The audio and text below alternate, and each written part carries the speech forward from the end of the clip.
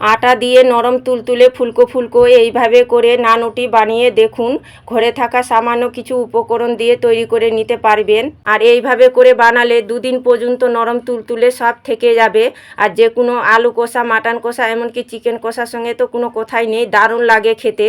আর এইভাবে করে বানাতে শিখে গেলে স্টুডেন্ট বা দোকান থেকে কিনে খাওয়া ভুলেই যাবেন, এতটা খেতে দারুণ লাগে।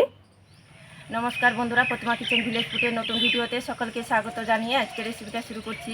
আর আজকে আমি আপনাদের সঙ্গে শেয়ার করব আটা দিয়ে নরম তুলতুলে ফুলকো ফুলকো নানুটি। এইভাবে করে নানুটি বানাতে গেলে দুদিন পর্যন্ত কিন্তু নানুটি নরম তুলতুলে স্বাদ থেকে যাবে। আর বানানো ভীষণই সহজ, ঘরে থাকা সামান্য কিছু উপকরণ দিয়ে তৈরি করে নিতে পারবেন। তো চলুন সহজভাবে বানিয়ে দেখাবো। একবার দেখাতে যে কেউ তৈরি করে নিতে পারবে। তো কিভাবে বানাচ্ছি বন্ধুরা, স্কিপ না করে পুরো ভিডিওটা দেখবেন। আশা করি আজকে রেসিপি দেখতে আপনাদেরকে ভীষণ ভালো লাগবে। আর যে সকল বন্ধুরা এখন পর্যন্ত চ্যানেলে নতুন হয়ে থাকলে প্লিজ চ্যানেলটিকে সাবস্ক্রাইব করে আমার পাশে থাকবেন। আর যারা যারা ফেসবুক পেজটাকে দেখছেন তারা পেজটাকে ফলো করে আমার পাশে থাকবেন। তাহলে বন্ধুরা আটা দিয়ে নানুটিটা বানানো শুরু করি। তো দেখুন, নানুটিটা বানাবার জন্য এখানে নিয়েছি আমি উষ্ণ গরম দুধ। এইভাবে করে আঙুলটা ডুবাবেন যেন তাপটা সহ্য করতে পারে, একদম উষ্ণ নিতে হবে। তো আমি এখানে দুধ দিয়ে তৈরি করছি, আপনারা চাইলে জল দিয়েও তৈরি করে নিতে পারেন, কুসুম গরম জল দিয়ে। তো এই বাটি মেপে নিয়ে নেব 1.5 বাটি দুধ।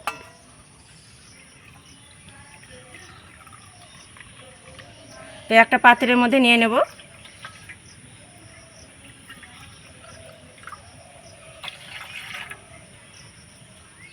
আর নিয়েছি এখানে আমি 2 চামচ চিনি। চিনিটা দেওয়ার কারণে মিষ্টি মিষ্টি হবে আর খেতেও বেশি ভালো লাগবে, টেস্টটা আসবে খুব সুন্দর। আর দিয়ে দিব 1 চা চামচ ইস্ট। অনেকেরই মনে প্রশ্ন হতে পারে ইস্টটা কোথায় পাওয়া যাবে। যে কোনো বড় মুদির দোকানে খোঁজ করবেন, তাহলে পেয়ে যাবেন খুব সহজেই। তো ইস্টটা দিয়ে আমি দুধের সঙ্গে ভালো করে গুলিয়ে নেব। আর চিনিটাও কিন্তু গোটা দিয়েছি, ওটাও কিন্তু গলিয়ে যাবে নাড়াচাড়া করতে করতে। তো খুব ভালো করে কিন্তু মিশিয়ে নিতে হবে। তো দেখুন, খুব ভালো করে মিশিয়ে নিয়েছি। আর খুব ভালো করে একটু মিশিয়ে নিতে হবে। আর এখানে নিয়েছি আমি 1 বাটি প্যাকেটের আটা। আর এখানে আমি খোলা আটাটা নিইনি, আপনারা চাইলে খোলা আটাটা নিতে পারেন, এমনকি ময়দাটাও নিতে পারেন। আমি প্যাকেটের সাদা আটাটা নিয়েছি। তো এর মধ্যে আমি দিয়ে দেব। আর দেখুন, সামান্য একটু দিয়ে দেব লবণ। এবার খুব ভালো করে হাত দিয়ে মেখে নেব। আর একটু নরম করে কিন্তু মাখাতে হবে, খুব বেশি কিন্তু শক্ত করে আবার মাখানো যাবে না, একটু নরম করে মেখে নেব।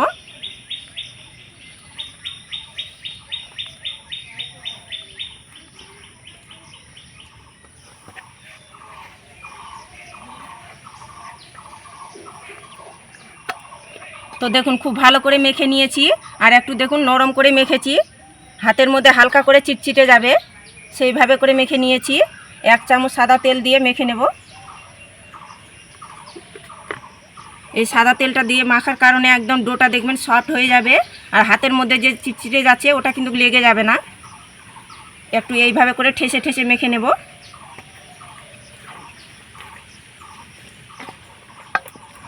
তো দেখুন, সাদা তেলটা দিয়ে আমি ঠেসে ঠেসে মেখে নিয়েছি। আর এখন দেখুন ডোটা কিন্তু হাতের মধ্যে লেগে যাচ্ছে না, আর একদম সফট হয়ে গিয়েছে। ঠিক এইভাবে করে মেখে নিতে হবে। তো উপরটা যেন শুকনো না হয়ে যায়, তার জন্য একটু সাদা তেল দিয়ে মেখে নেব সামান্য। এইভাবে করে একটু লাগিয়ে নিতে হবে।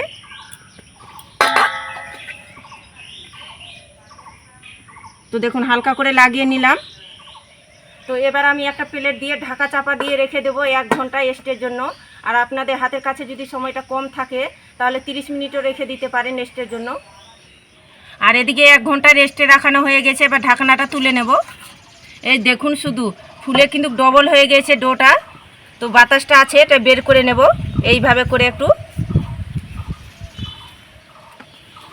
আর হাত দিয়ে একটু মথে নেব, বাতাসটা বের করে নিতে হবে।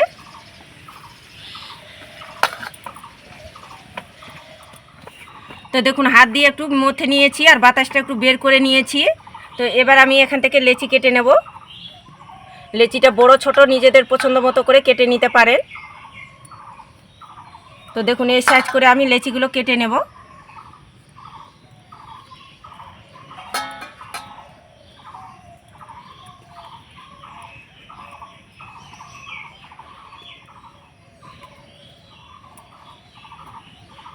সবগুলো লেচি আমি কেটে নিয়েছি। আর একটা লেচি হাতের মধ্যে নিয়ে গোল করে নেব।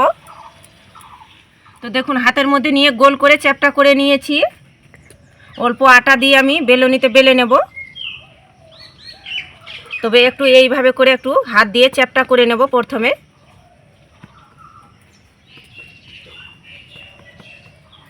এবার বেলুনিতে বেলে নেব।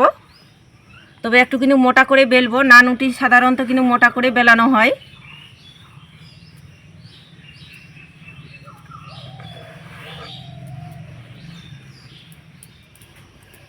তো দেখুন মোটা করে একটু বেলে নিয়েছি, আর খুব বেশি কিন্তু বড় করে আবার বেলিনি। আর দেখুন এইভাবে করে মোটাটা রেখেছি।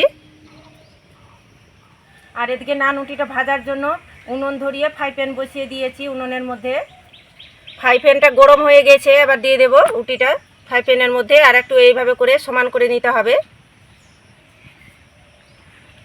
তো এখন কিন্তু উল্টে পাল্টে দেবো না, কিছুক্ষণ নিচ সাইডটা হয়ে আসবে তবে কিন্তু উল্টে পাল্টে দেবো।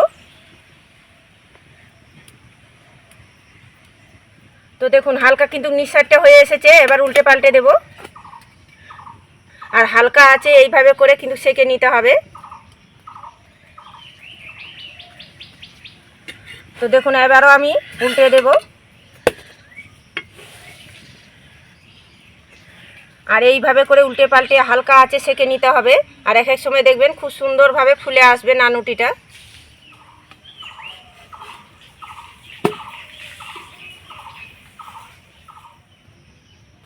এই দেখুন নানুটিটা কতটা পারফেক্টভাবে ফুলছে। দেখুন প্রতিটা নানুটি এতটা ফুলকো তৈরি হবে কি আপনারা যখন তৈরি করবেন তখন কিন্তু মনটাই ভরে যাবে।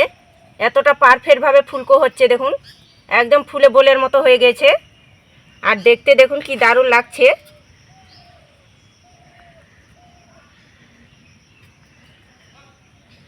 কতটা পারফেক্টভাবে হয়েছে দেখুন। আর কালারটাও দেখুন কত সুন্দর এসেছে।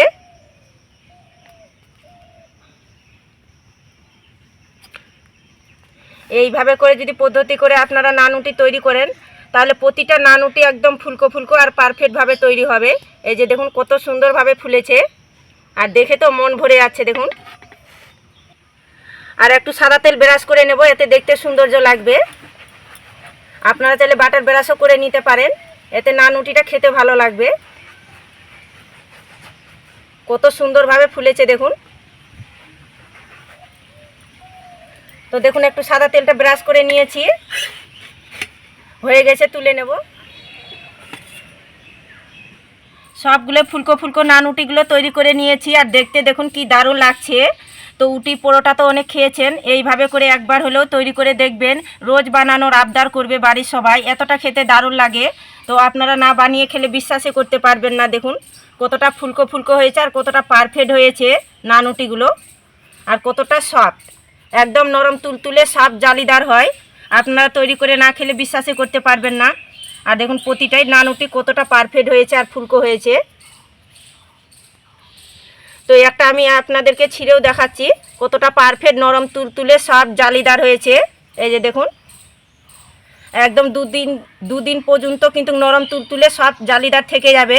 এতটা খেতে দারুণ লাগে, আপনারা না বানিয়ে খেলে বিশ্বাসই করতে পারবেন না। দেখুন ভিতরটা দেখুন কতটা ফাঁপালো আর জালিদার হয়েছে।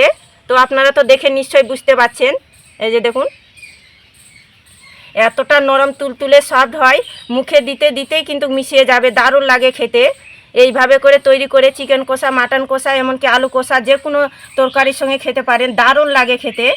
একবার শুধু বানিয়ে খেয়ে দেখুন, অবাক হয়ে যাবেন, এতটা খেতে দারুণ লাগে। আর দেখুন প্রতিটা কতটা পারফেক্ট হয়েছে নানুটিগুলো। আর দেখুন ভিতরটা কতটা ফাঁপালো হয়েছে। প্রতিটা নানুটি ফুলকো ফুলকো তৈরি হবে আর একদম পারফেক্ট নরম তুলতুলে সফট হবে। আপনারা নিজে বানিয়ে খেলে নিজেরাই অবাক হয়ে যাবেন, আর ভাবতে পারবেন না কি নানুটিটা এতটা পারফেক্ট আর নরম তুলতুলে সফট হয়। আর দেখলেন তো ফুলকো ফুলকো নানুটিটা বানানো কত সহজ। তো আপনারা তো পরোটা উটি অনেক খেয়েছেন, তো আমার মতো করে একবার হলে তৈরি করে দেখবেন। আর খেয়ে কেমন লাগলো তো অবশ্যই কমেন্ট করে বলবেন। আর আজকের রেসিপি কেমন লেগেছে তো প্রতিদিনের মতন অবশ্যই কমেন্ট করে বলবেন। আর ভালো লাগলে একটা লাইক করে বন্ধুদের সঙ্গে ভিডিওটা শেয়ার করবেন। তো ভিডিওটা এখানে শেষ করছি, দেখা হচ্ছে আবার নতুন কোনো রেসিপির সঙ্গে। সবাই খুব ভালো থাকবেন, সুস্থ থাকবেন। পুরো ভিডিওটা দেখার জন্য অসংখ্য ধন্যবাদ।